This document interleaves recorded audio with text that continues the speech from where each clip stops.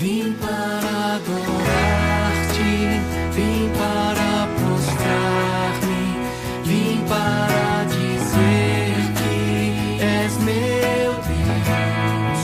És totalmente amável, totalmente digno, tão maravilhoso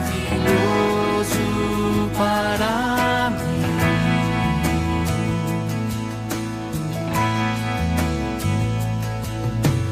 Vim para adorar-te, vim para prostrar-me, vim para dizer que és meu Deus.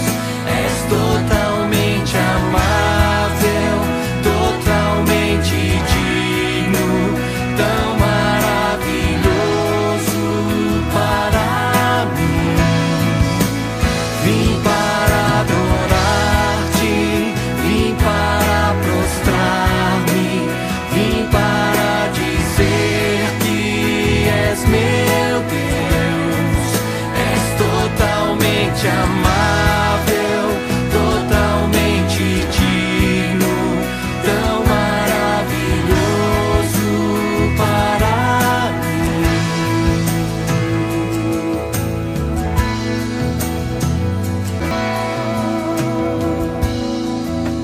Vim para adorar-te, vim para prostrar-me, vim para dizer que és meu Deus. És totalmente amável, totalmente digno, tão maravilhoso para mim. Vim para adorar-te, vim para prostrar-me, vim para dizer que és meu Deus. És totalmente amável, totalmente digno, tão maravilhoso para mim.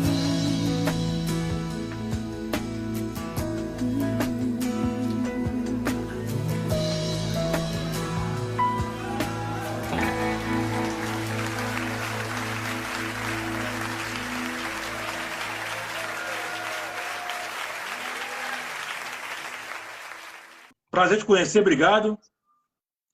Deus abençoe sua vida, obrigado por aceitar o nosso convite, tá bom? Muito obrigado, é uma alegria ter você com a gente aqui. Mais uma benção aí nas lives aí, né? Fizemos uma live ontem também, uma benção também ontem, da cantora ontem, Jessi Gomes, ontem, uma benção, a live de ontem. E hoje também não vai ser diferente, vai ser já é uma benção muito grande ter você conosco. Muito obrigado.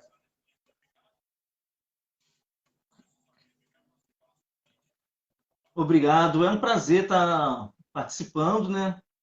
Louvo primeiramente a Deus aí pela oportunidade e também a você por me dar esse convite, essa oportunidade de estar compartilhando mais e mais das experiências que a gente tem com Deus e da palavra de Deus. Muito obrigado, pastor Gil. E a todos aí que estão ouvindo aí, estão compartilhando aí. O importante é a gente divulgar a mensagem do Senhor Jesus.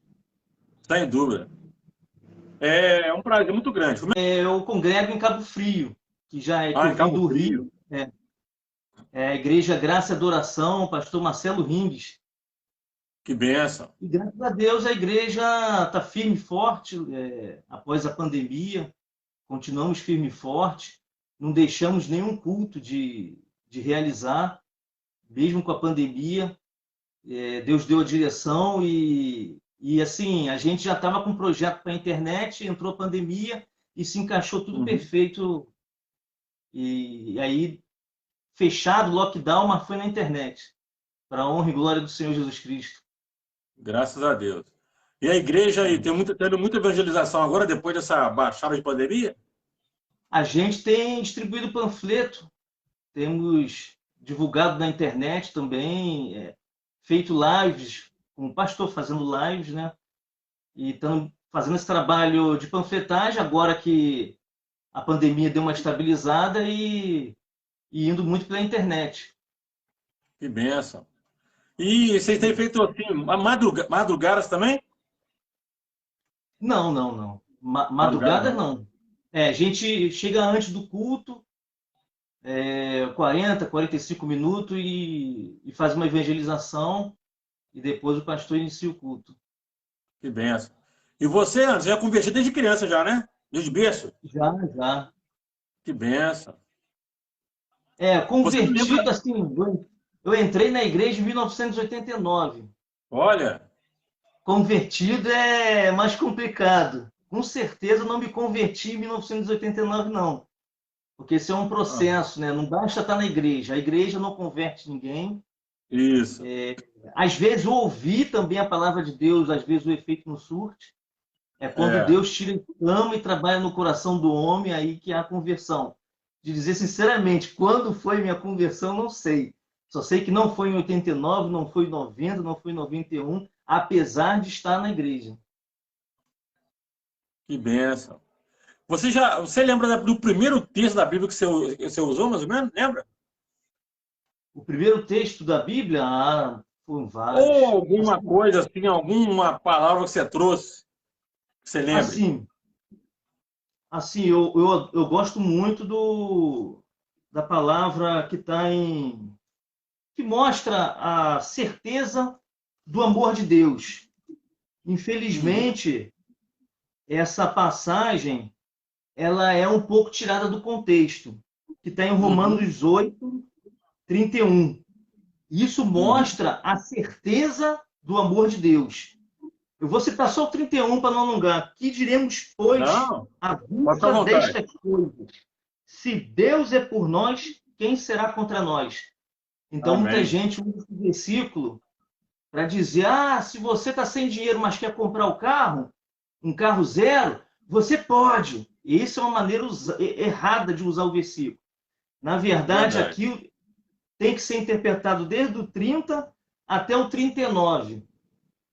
Que aí as pessoas vão entender que mesmo a gente não sendo perfeito, mesmo a gente estando em pecado, mas a gente em Cristo, ninguém pode nos acusar. Nós podemos passar por qualquer problema, por qualquer dificuldade, adversidade, que Deus nos sustenta, nos segura na mão e não faz com que nós venhamos a retroagir. Por isso que Hebreus diz: Benção. nós não somos daqueles que retrocedem para a perdição. Por quê? Uhum. Porque o amor de Deus nos sustenta e nos faz É caminhar verdade. na fé.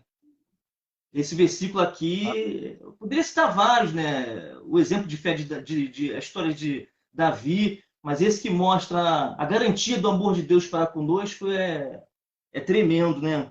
E ele ainda diz é uma aqui: pô, se benção. Deus não poupou o seu próprio filho e entregou por nós, porventura ele não vai continuar nos dando graciosamente todas as coisas? É realmente um versículo marcante. Verdade.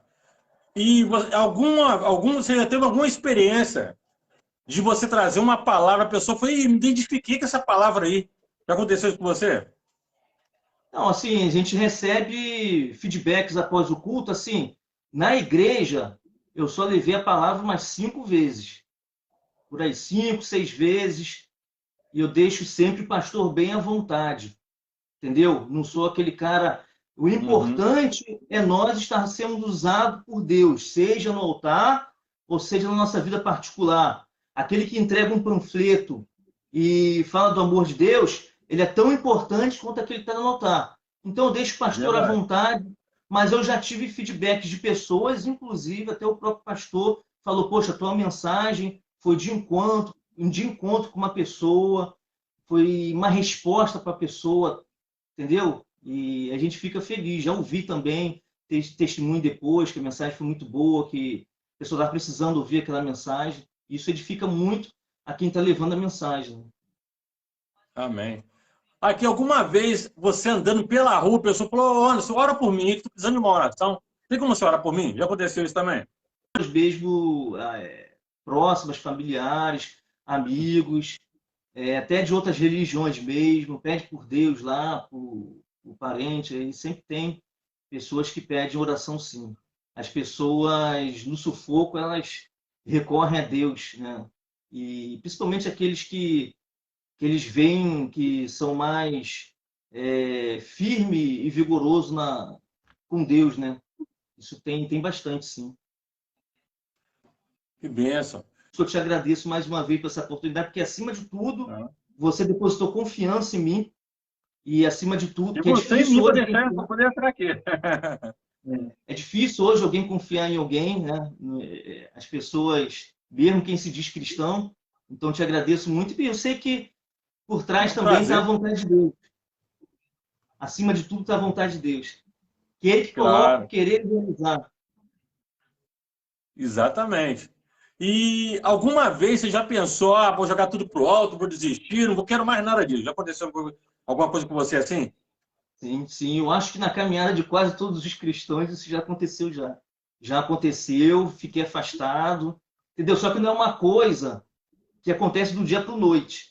O afastamento, o esfriamento do cristão, isso que a gente tem que observar e tomar cuidado. Começa a não orar, começa a não ir para a igreja, a faltar os cultos, e aí começam as propostas vindo, o mundo vindo, as amizades erradas, o cuidado com quem você anda, que os bons, as mais conversações corrompem os bons costumes, porque a igreja de Coríntios estava aceitando imoralidade, e eles se gabavam, se gloriavam disso. Olha, nós somos cristãos e nós aceitamos o pecador na igreja. Paulo falou, nossa, vocês tinham que estar escandalizados, vocês tinham que estar por aceitar que alguém dentro da igreja tenha comunhão com vocês que pratique algo que o ímpio, que o gentio nem tolera, que era a prática do adultério do irmãozinho da igreja que estava tendo relações com a mulher do pai. Eles estavam tolerando isso. E olha que a cidade de Coríntios era promíscua, né? Quando alguém queria farrear, existia um ditado naquela época, os teólogos falam, que dizia o seguinte, eu vou corintiar. Que eles eram tão avessos, tão voltados para o pecado, e nem eles toleravam alguém que se relacionasse com a mulher do pai. E a igreja de Coríntios estava aceitando. Ele falou, olha, as más conversações corrompem os bons costumes. Verdade, verdade. E essa passagem está em Lucas 24, e ela vai do versículo 13 ao 35. Eu dividi essa passagem em 5 partes. E a gente vai começar pela primeira parte, óbvio, né? Desculpa a redundância. Não, e a primeira parte, eu nomeei ela como abandono da fé e da comunidade. E diz assim no versículo 13. Naquele mesmo dia, que dia é esse? Era domingo da ressurreição. Ou seja, esse é um texto que está continuando uma narrativa. Nesse domingo, pela manhã, as mulheres foram ao túmulo. E ao chegar no túmulo, eles viram que o túmulo estava aberto e que Jesus não estava lá. E viram homens com vestes resplandecentes dizendo que Jesus ressuscitou. E que eles deveriam anunciar isso. Elas deveriam anunciar. E essa é a função do discípulo. Essa é a nossa função. A nossa função hoje é anunciar que Cristo cumpriu. Jesus era o Messias, o prometido que cumpriu, que morreu pelos nossos pecados e não para por aí. Ele ressuscitou. Ou seja, ele ao ressuscitar e assumir a destra de Deus, isso comprova que Deus, tudo que ele fez, o sacrifício dele foi aceito e teve respaldo pela ressurreição dele. Então, ele é o primeiro dentre muitos, né? Nós cremos na esperança celestial e nós devemos anunciar isso. E essas mulheres partiram para anunciar isso e encontraram com quem? Com Jesus. E, imediatamente elas prostraram diante de Jesus, adoraram e seguiram e contaram para os 11. Os 11 não acreditaram, acharam que ela estava tendo alusões e alucinações. E Pedro e João foram ao túmulo e verificaram que, de fato, o que elas contaram era verdade, que a pedra estava removida e que Jesus não estava lá, mas não viram Jesus. E aí, dentro desse contexto, esses 2 discípulos recebem essa informação e a narrativa continua. Naquele mesmo dia, 2 deles estavam de caminho para uma aldeia chamada Emaús, distante de Jerusalém, 60 estádios. Esse contexto não diz nada, esse texto. Mas esse texto diz muita coisa, porque era domingo da ressurreição. E eles tinham que estar esperando a promessa de Jesus. Eles não tinham que estar abandonando os discípulos. 2 deles estavam ao caminho, 2 deles. Ou seja, eram mais discípulos. Eram os 11 e tinha mais do que 11. Porque Jesus, quando andava aqui, por exemplo, a missão dos 70, ele mandou 70 discípulos. Além dos 11, ele tinha mais 70. A igreja primitiva começou com 120 em Atos. Então, eles não tinham que estar abandonando. Jesus não falou que ia ressuscitar? Eles tinham que estar mantendo o foco.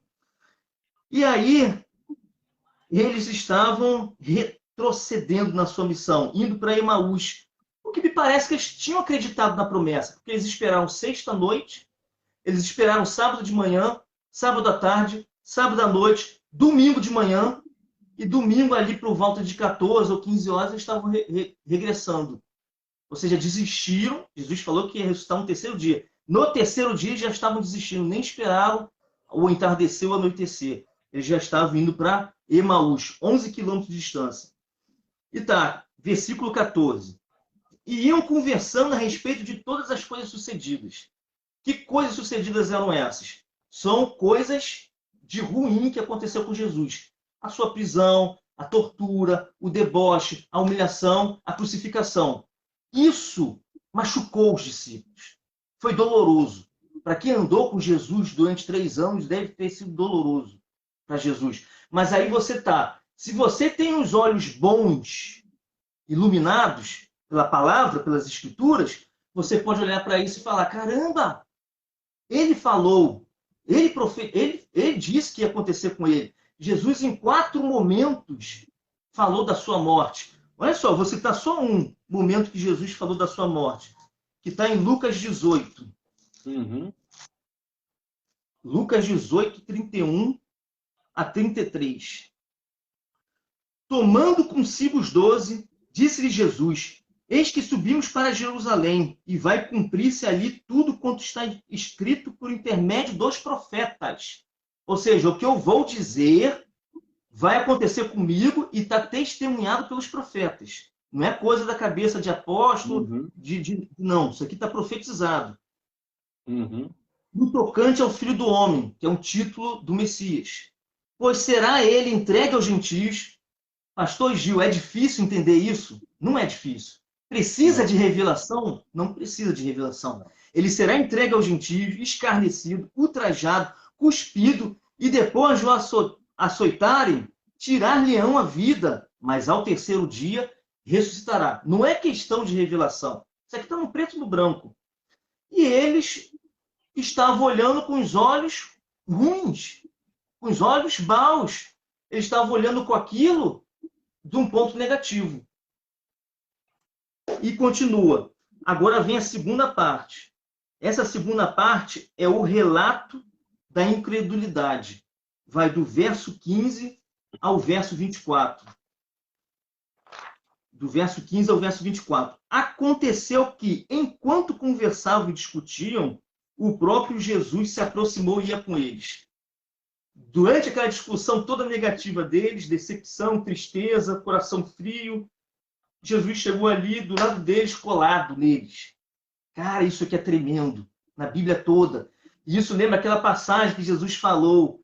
Qual dentre vós que tendo 100 ovelhas, se uma se desviar, não deixa as 99 e vá atrás daquela que se desgarrou? Jesus estava fazendo isso, porque sabia, eles foram levantados para serem discípulos de Jesus.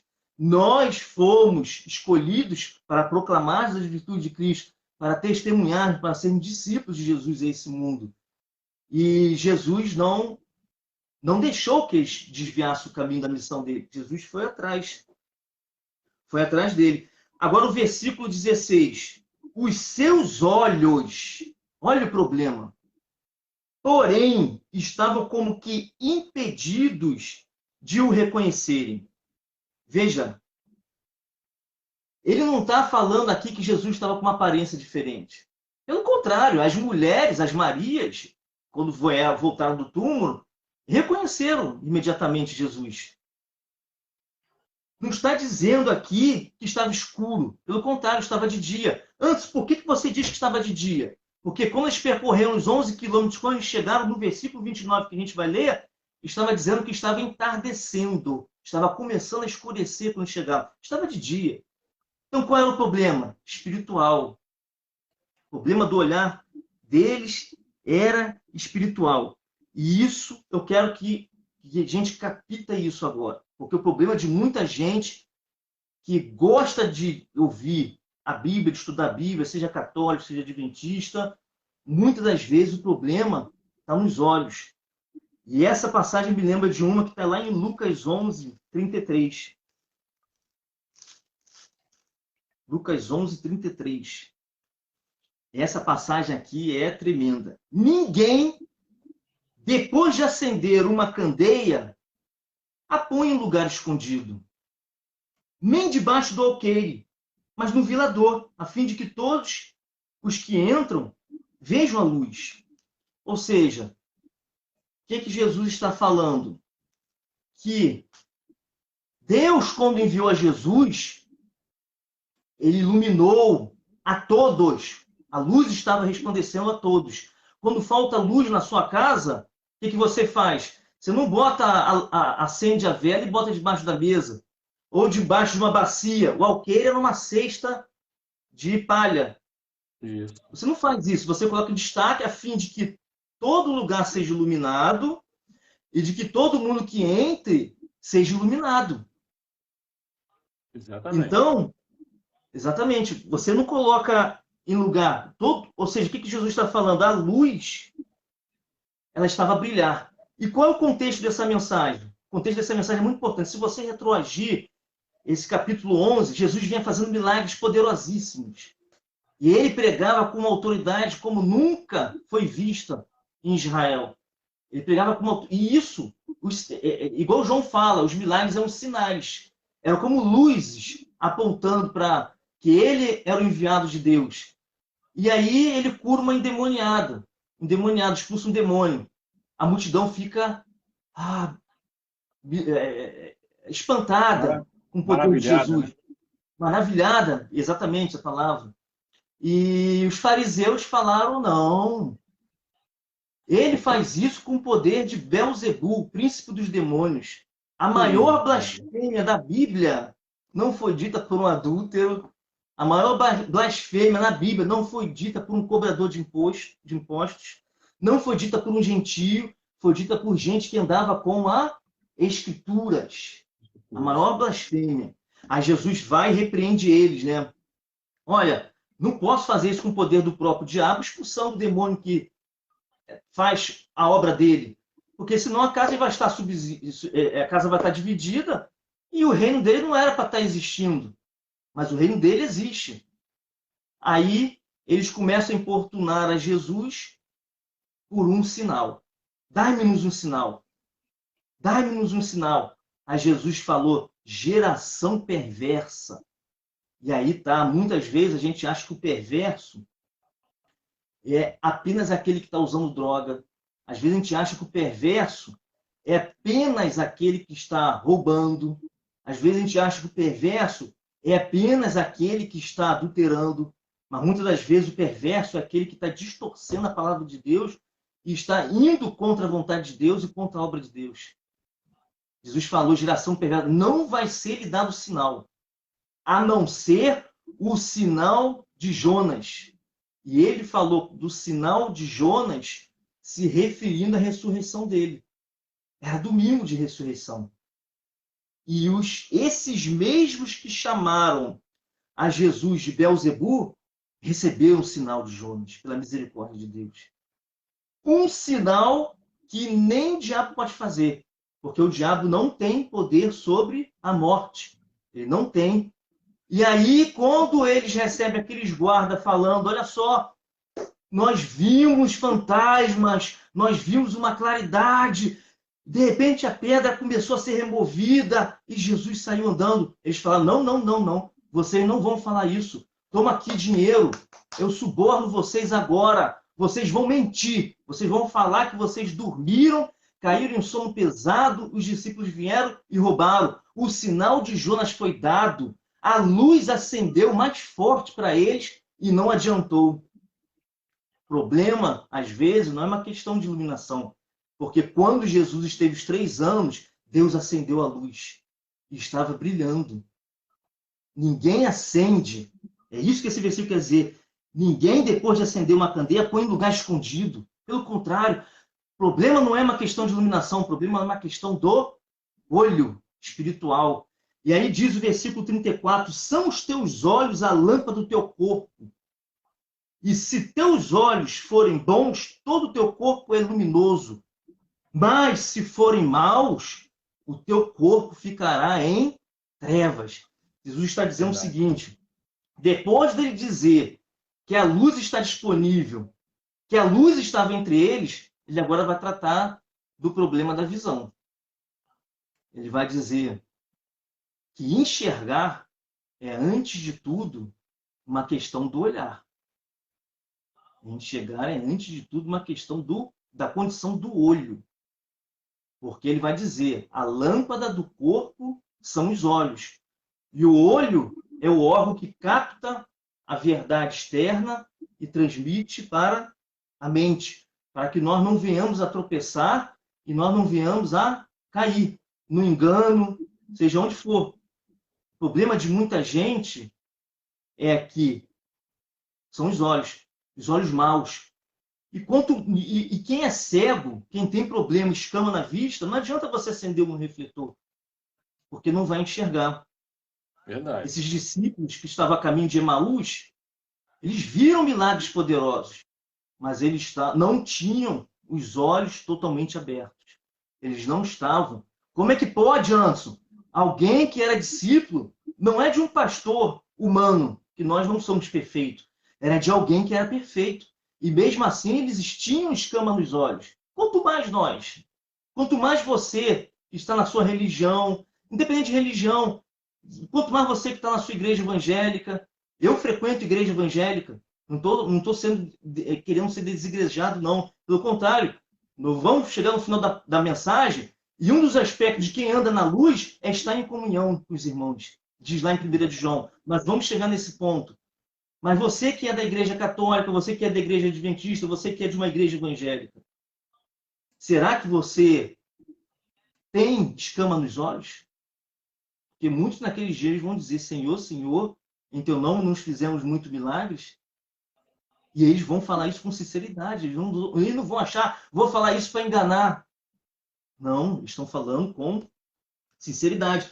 E ele vai dizer, repara, pois, no versículo 35, repara, pois, que a luz que há em ti não sejam trevas. A verdade não brota de mim. Ela vem de Deus. A verdade não é aquilo que eu acho.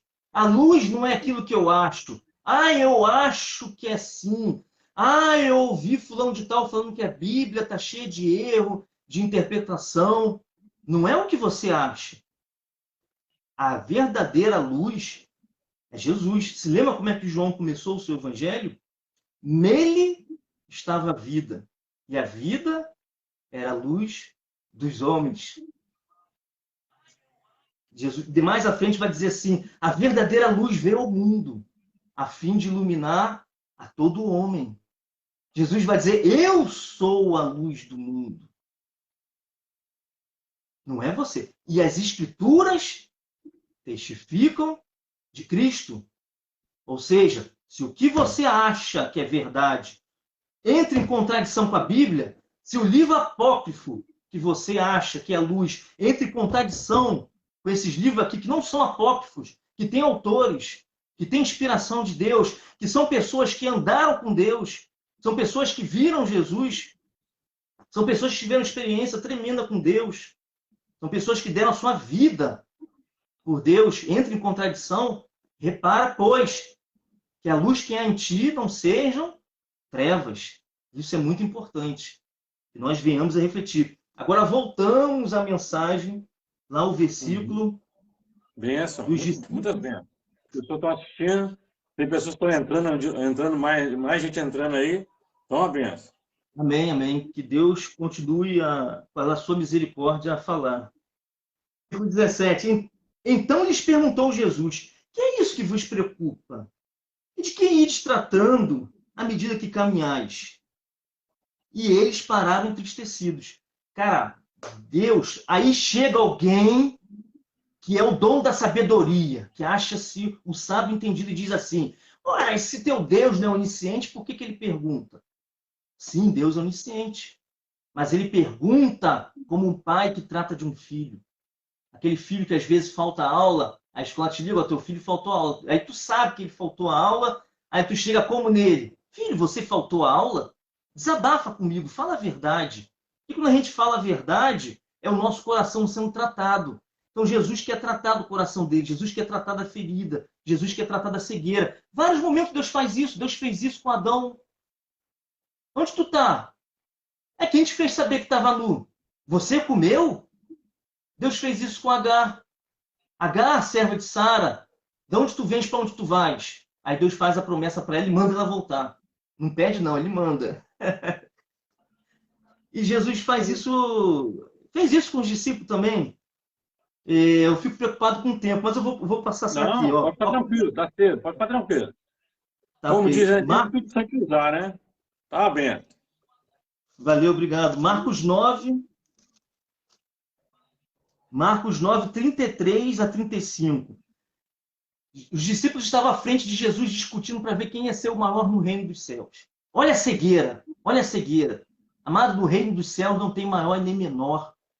Todos nós estamos de forma igualitária cobertas pelo sangue de Cristo. Em nós não há obra nenhuma. Em nós há a cobertura do manto sagrado da graça de Deus. Mas olha a cegueira deles. Tendo eles partido para Cafarnaum, estando ele em casa, interrogou os discípulos: de que é que discorris pelo caminho? Eles estavam discutindo para ver quem era o maior no reino dos céus. É mole? Ao orgulho. E uma vez, Jesus falou assim, olha como é que é interessante a palavra de Deus. Jesus falou assim: ninguém entre os nascidos de mulher é maior do que João Batista. Parou por aí? Não. Vírgula, o menor do reino dos céus é maior do que João Batista. Jesus está querendo dizer, não tem maior nem menor. João Batista foi um grande homem de Deus, usado por Deus, instrumento de Deus, mas o menor no reino dos céus é tão igual quanto ele. Tremendo isso aí. No próprio versículo, ninguém é maior do que João Batista, mas o menor no reino dos céus é maior do que João Batista. Fala de humildade. Isso. Diante de Deus, ninguém se glorie. Se a tua religião bota alguém no pedestal, está errado. Na Bíblia não existe super-homem. Abraão duvidou, Abraão riu. Quando Deus fez a promessa, ele riu e falou consigo, na sua mente. Ele não falou em palavras, ele falou consigo mesmo, lá em Gênesis. Se você ler, vai dizer assim, ele falou consigo mesmo. Como é que pode um homem de 100 anos ter filho? E de uma mulher de 99 anos ter filho? Como é que pode? Ele riu por causa disso. Aí Deus falou, teu filho vai se chamar Isaac, que quer dizer riso. Eu ouvi o teu interior, eu enxerguei o teu interior, eu ouvi teu coração. Mas você, mesmo sendo incrédulo, eu não mudo. Se eu falei que eu vou te fazer pai de muitas nações, eu vou cumprir isso. Porque eu, Senhor, não mudo. É por causa da minha fidelidade que vós não sois consumidos. Isso que é tremendo. Mas eles guardaram, versículo 31, guardaram silêncio, porque pelo caminho haviam discutido entre si sobre quem era o maior. Aí eles guardaram silêncio. Quando Jesus perguntou, ele falou, caramba, nós erramos. Aí no versículo 35, mas mesmo eles não dizendo, olha como é que Jesus é onisciente. Ele assentando, chamou os 12 e disse, se alguém quer ser o primeiro, será o último e servo de todos. Jesus sabia do que eles estavam discutindo. Mas por que ele perguntou? Porque ele quer tratar. Por que ele perguntou aqui? Porque ele quer tratar desses dois discípulos a caminho de Emaús. E continua. Versículo 18. Um, porém, chamado Cleopas, respondeu dizendo, és o único, porventura, que tendo estado em Jerusalém, ignora as ocorrências desses últimos dias? Eles estranharam, você está, pelo caminho que você está vindo, você veio de Jerusalém, você não está sabendo, está todo mundo sabendo que o Filho de Deus foi crucificado, exposto à ignomínia, ao desprezo. Aí 19. E ele lhes perguntou quais? Explicaram. O que aconteceu a Jesus, o Nazareno? Ele era varão profeta, poderoso em obras e palavras. A luz brilhou para eles. A luz brilhou para eles. Eles viram as obras poderosas e as palavras poderosas diante de Deus e diante de todo o povo judeu, inclusive eles, testemunharam a luz. Mas eles ainda não enxergaram, principalmente o povo judeu. Não enxergaram. Ou seja, o que faz abrir os olhos, o que faz abrir os nossos olhos, muitas das vezes não é milagre. O milagre pode ser um instrumento. Pode ser um instrumento. Porque muita gente acaba, nas igrejas, priorizando o milagre. Exato. Mas o que faz abrir os olhos é Deus, e ele faz pelas Escrituras. O milagre ele pode ser a porta para você pregar, conforme lá em Atos. Muitas das vezes, quando os apóstolos curaram aquele coxo que estava na igreja, eles pregaram e 3.000 pessoas se converteram com a pregação de Pedro.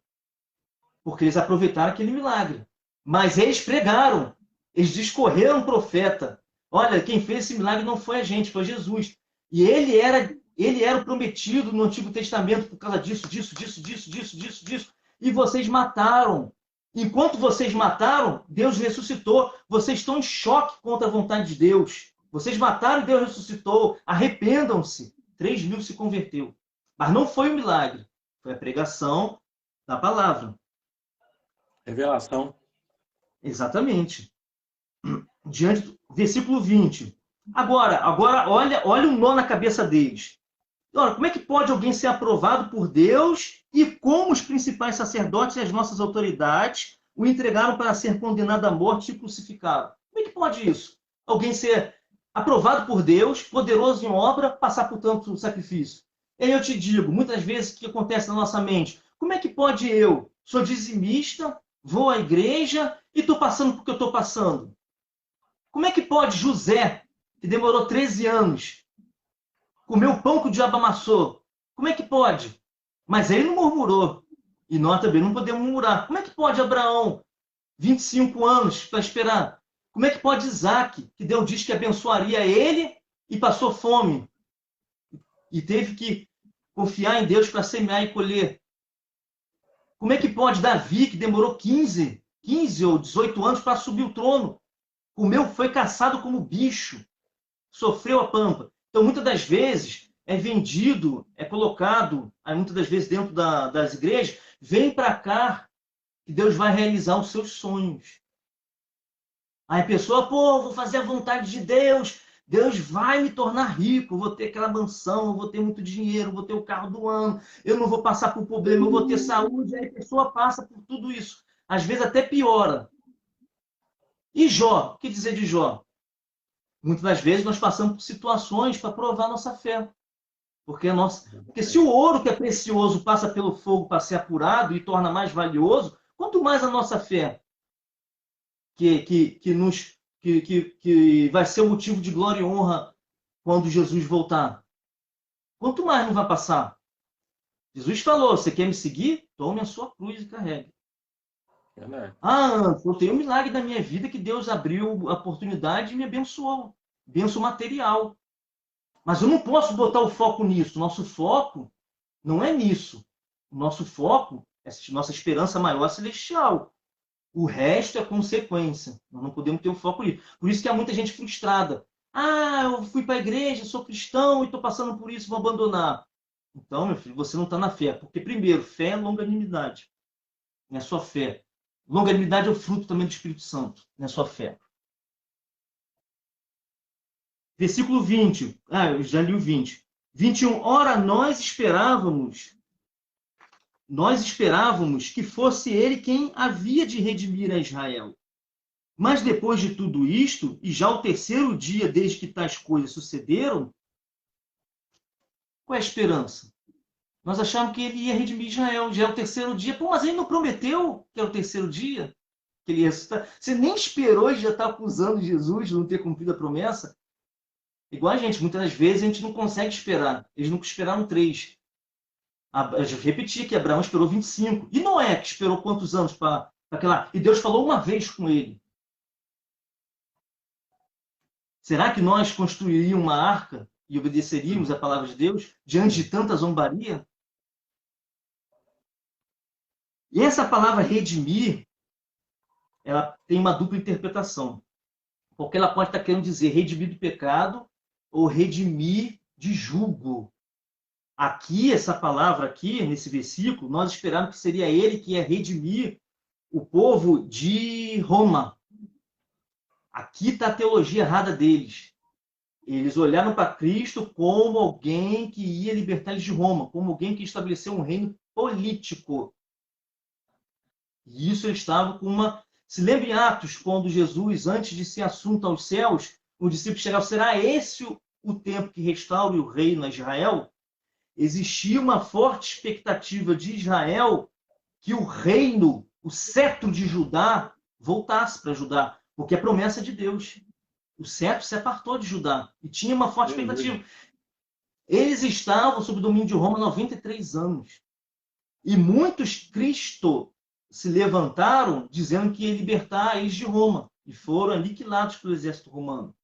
E eles esperaram que Jesus ia ser isso.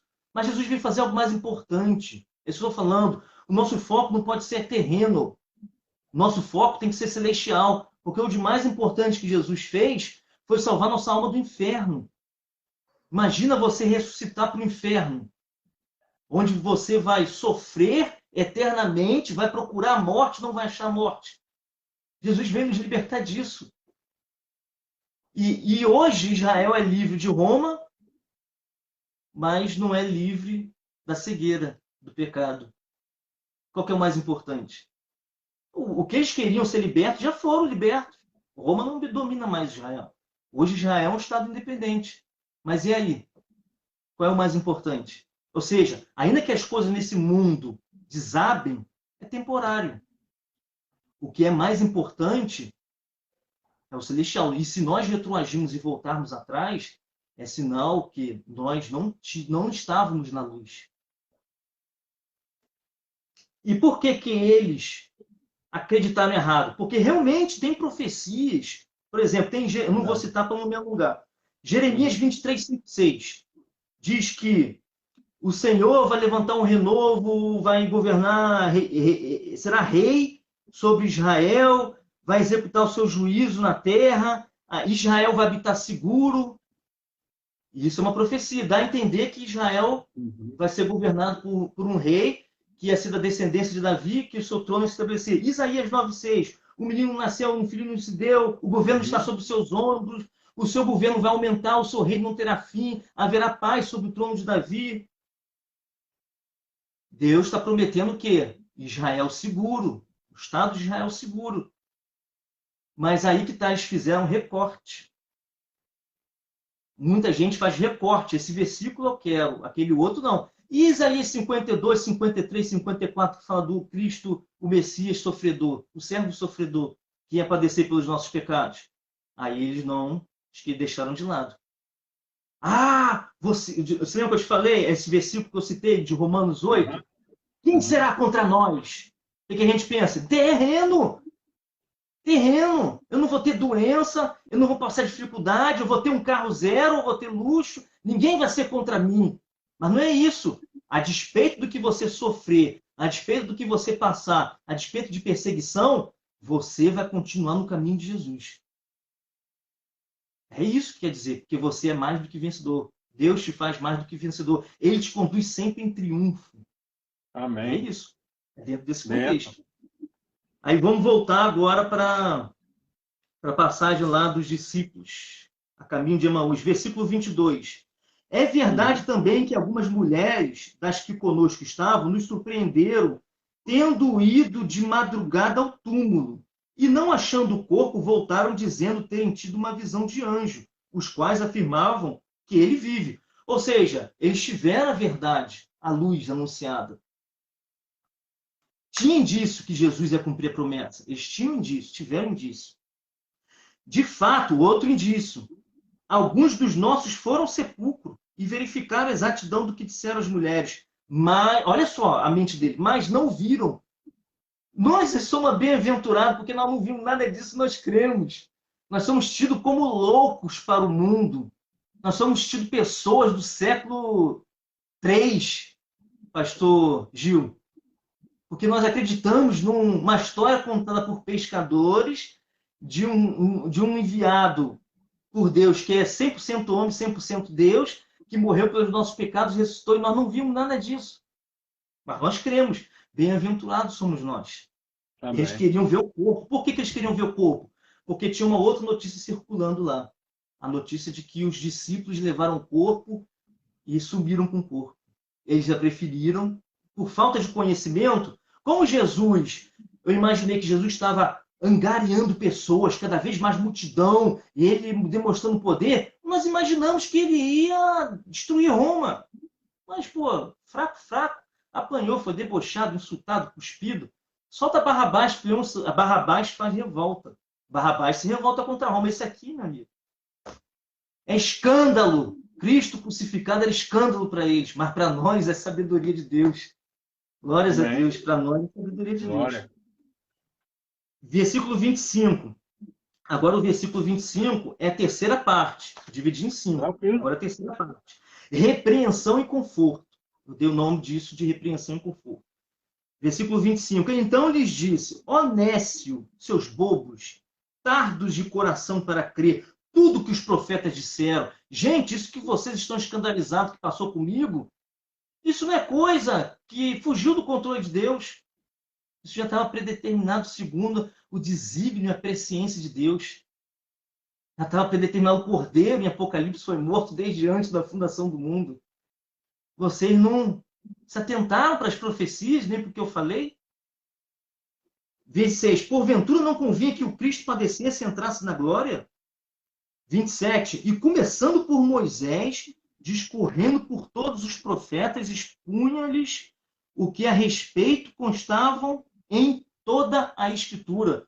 Ou seja, tudo isso estava testemunhado pela lei, Moisés, e pelos profetas. Nada. O Cristo que nós anunciamos, pastor Gil, não é coisa da cabeça de pescador. Foi testemunhada pela lei séculos atrás, documentado séculos atrás, profetizado séculos atrás. Acharam que tudo estava errado, que a Bíblia estava escrito. Quando acharam o pergaminho do Mar Morto, não acharam erro nenhum. Os incrédulos tiveram que engolir seco. Esse livro aqui é um milagre. Amém. Isso aqui é a luz de Deus para nós. É lâmpada para os nossos pés e luz para os nossos caminhos. Fala da morte de Jesus, a Bíblia toda fala. Gênesis fala. Quando proto-evangelho, a teologia chama de proto-evangelho, foi anunciado, Jesus falou assim, ó, eu ponho inimizade entre ti e a mulher. Este ferirá o calcanhar e este lhe ferirá a cabeça. No Gólgota, no Monte da Caveira, simbolizava a cabeça de Satanás, foi encravada a cruz e feriu quando transpassaram o pé de Jesus. Profetizado em Gênesis. E Moisés tinha morte? Tinha. E quem falou? O próprio Jesus. João 3,14.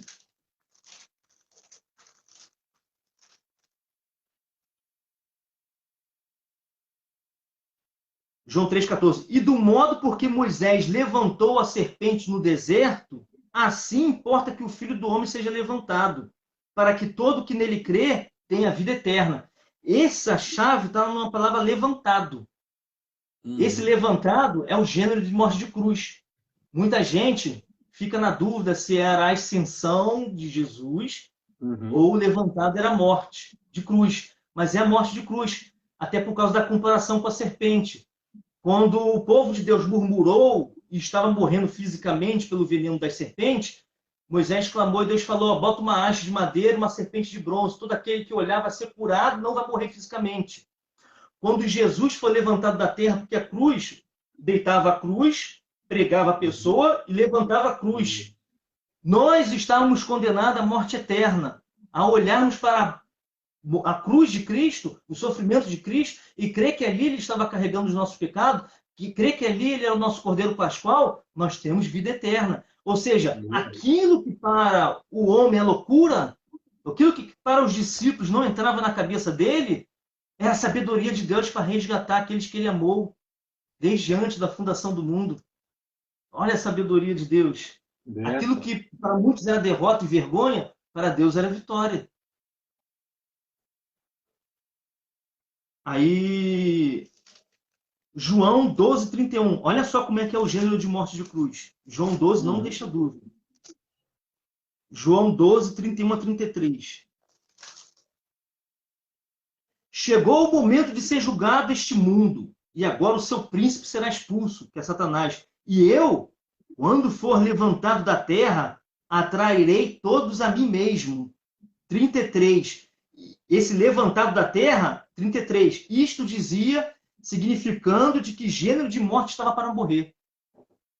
Ou seja, levantado, segundo João 12, era gênero de morte. Quarta parte, penúltima parte. Eu chamei de...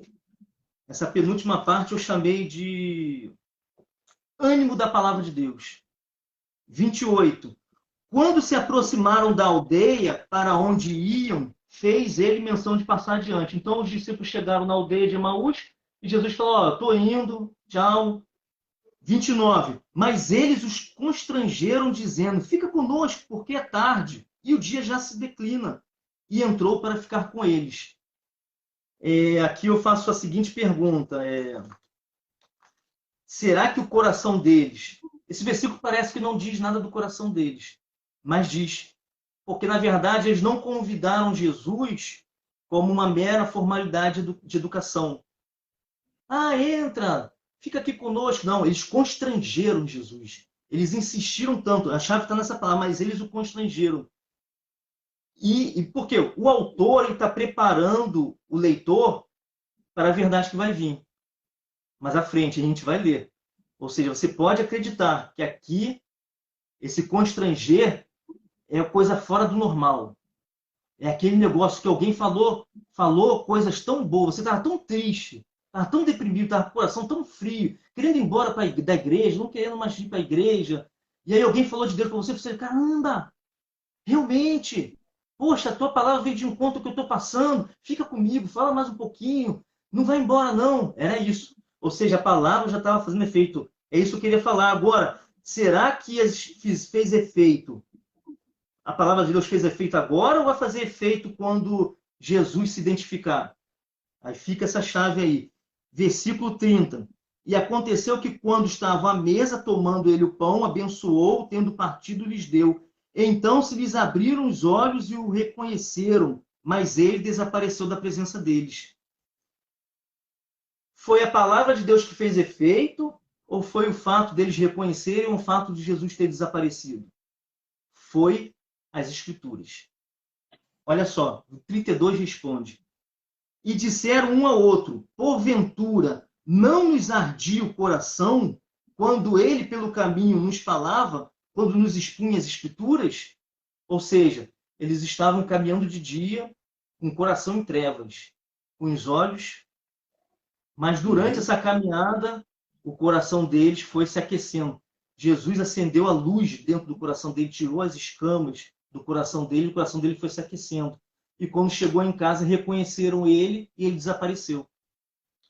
Agora eu vou para a quinta parte.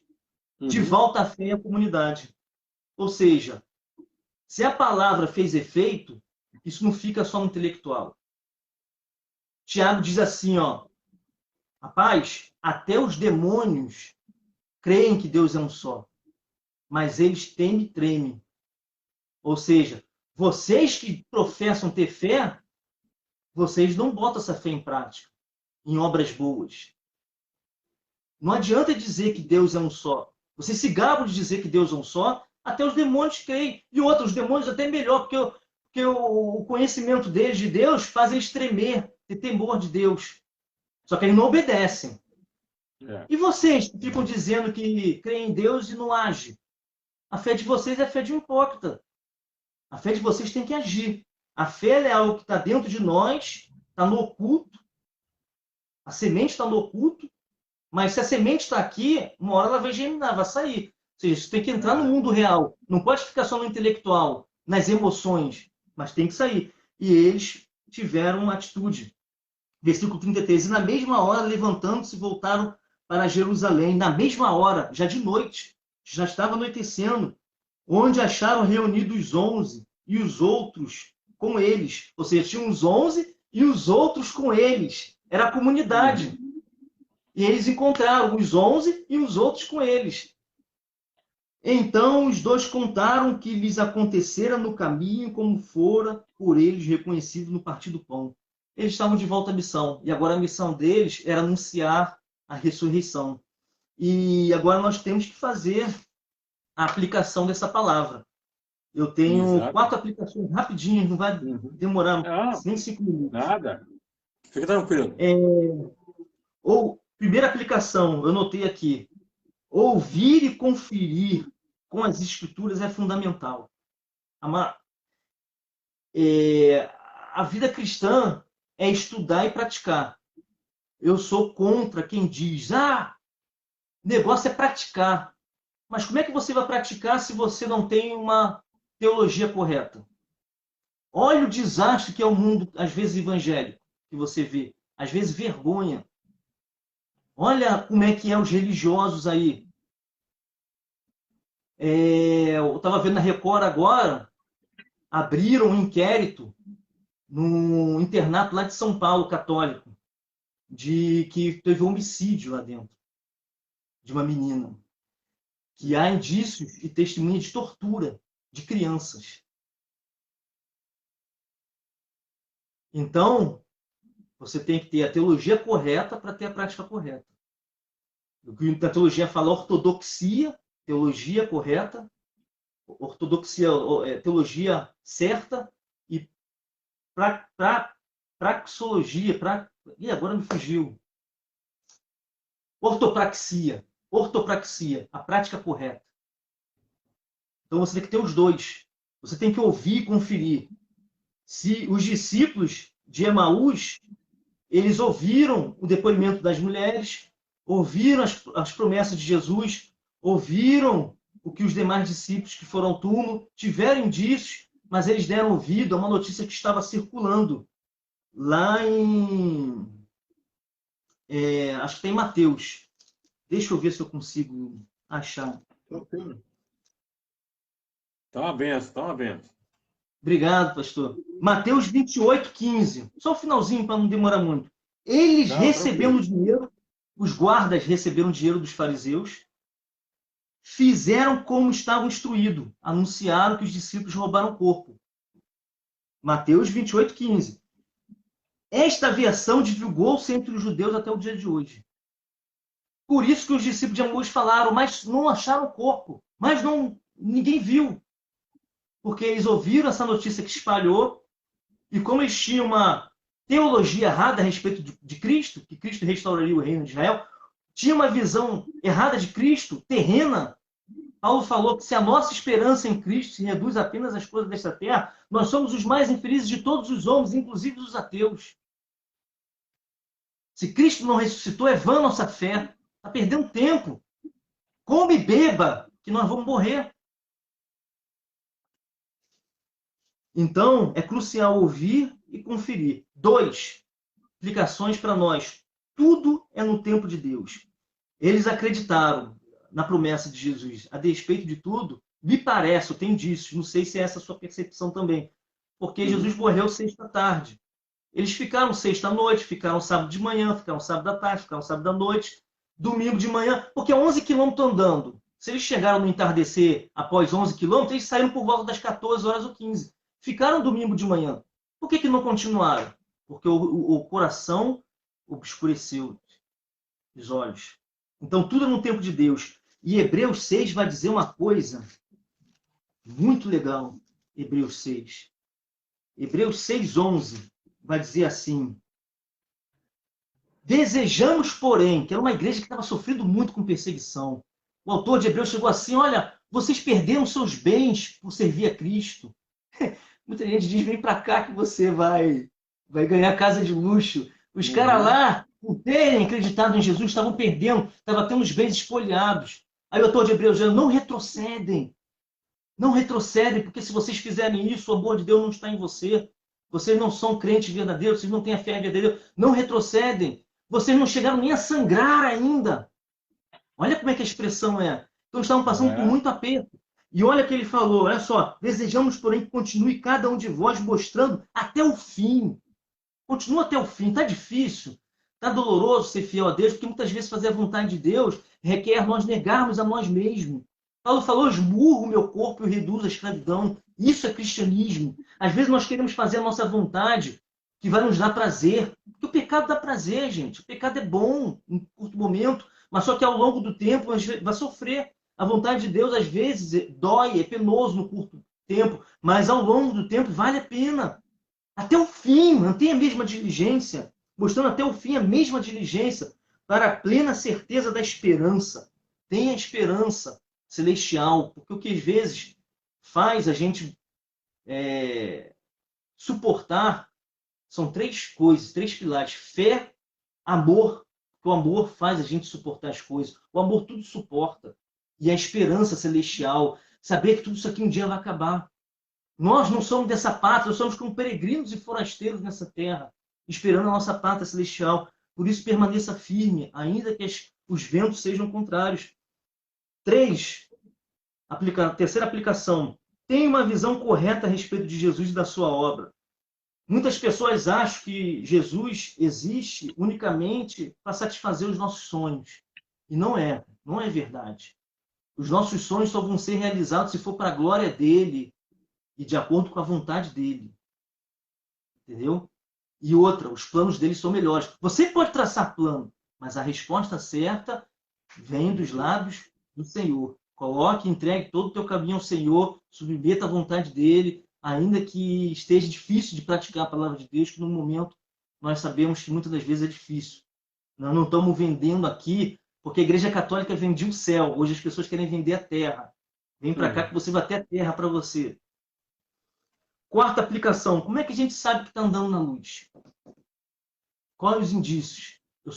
Talvez alguém esteja ouvindo, eu sou católico, eu sou espírita, eu estou numa igreja evangélica. Como é que eu sei que eu estou na luz? 1 de João.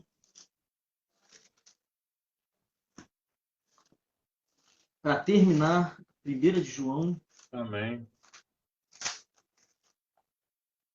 Capítulo 1, versículo 7. Se, porém, andarmos na luz, como ele está na luz.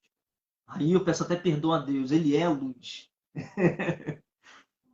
Mantemos comunhão uns com os outros. Esse papo de crente isolado, você na sua casa isolado do outro. Meu amigo, em Efésios diz que Deus está construindo um edifício para si, morada para si, e cada um de nós é pedra dessa construção, sendo ele, Cristo, a pedra angular, na qual todo mundo bem ajustado subsiste para a vontade de Deus.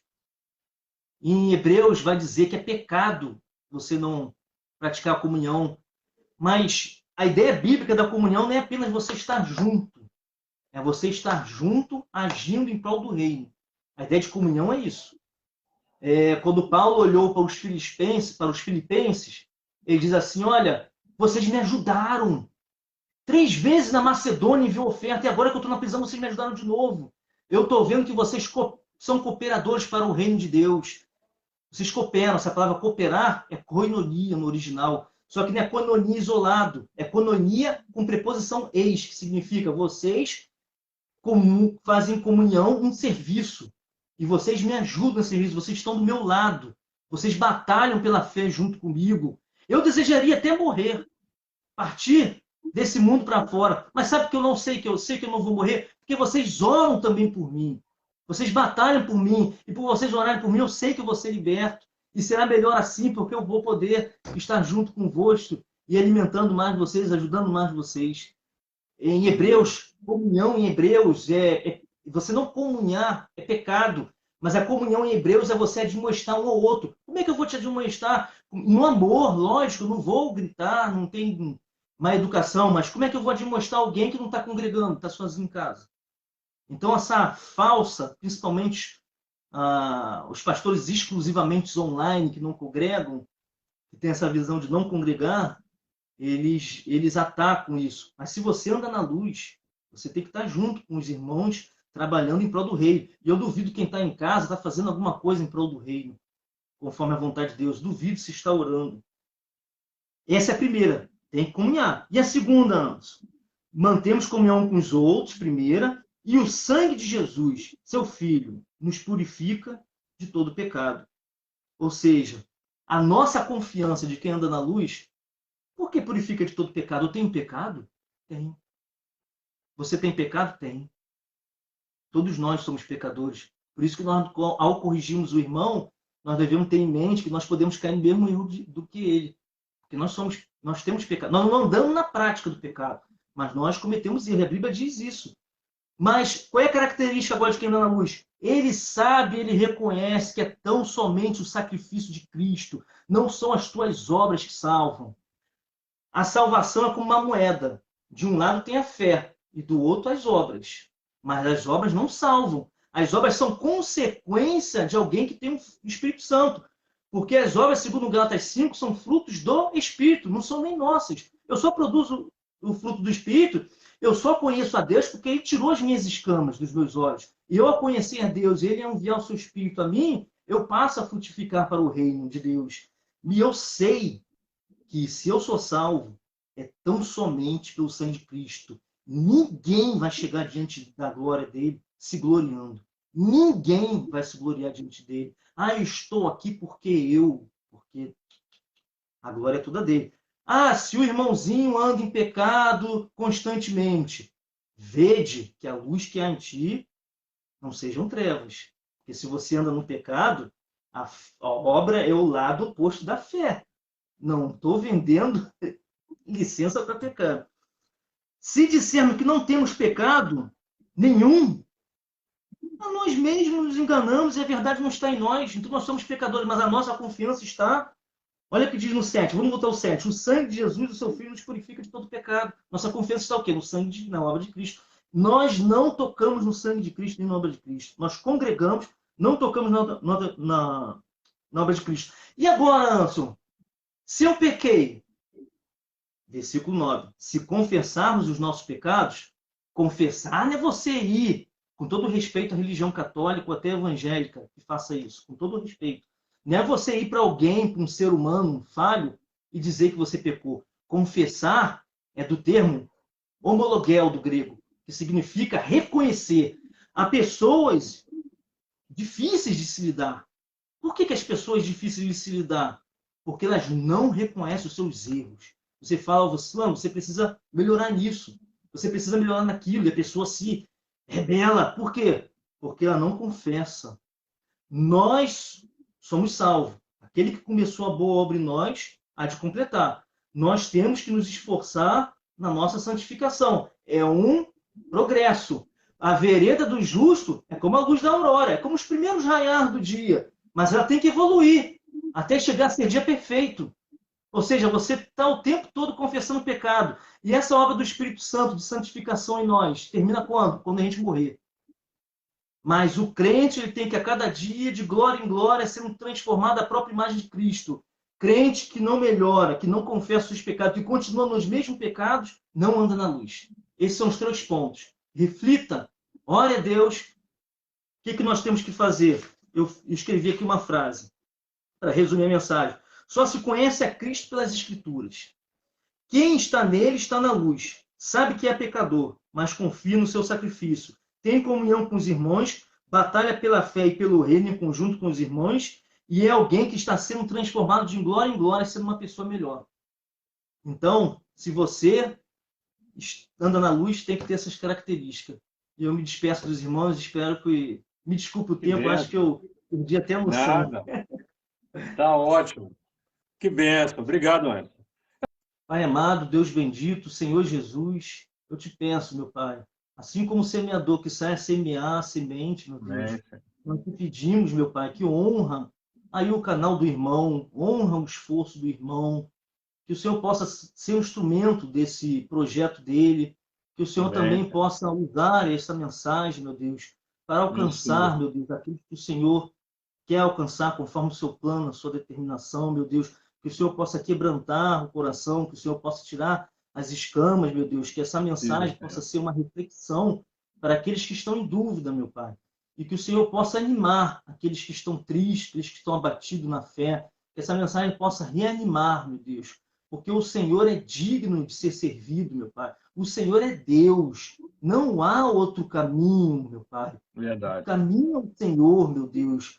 E a tua palavra seja lâmpada e luz Amém. para os nossos pés. Se a palavra tem que ser lâmpada e luz para os nossos pés, é porque nós andamos nesse mundo que jaz no maligno, meu Pai. É verdade. Que o Senhor possa fortalecer cada um, meu Deus. E que no Amém. final, meu Pai, essa pessoa tenha experiência contigo, assim como Jó teve, possa testemunhar Amém. a tua glória, meu Pai. Em nome de Jesus é que eu te peço, Senhor. Amém. Amém, Senhor. Família bonita, hein? O outro Rapaz, tá tudo dormindo. bom? Tudo bem? Tem um que Obrigado tá pela dormindo. participação. Oi?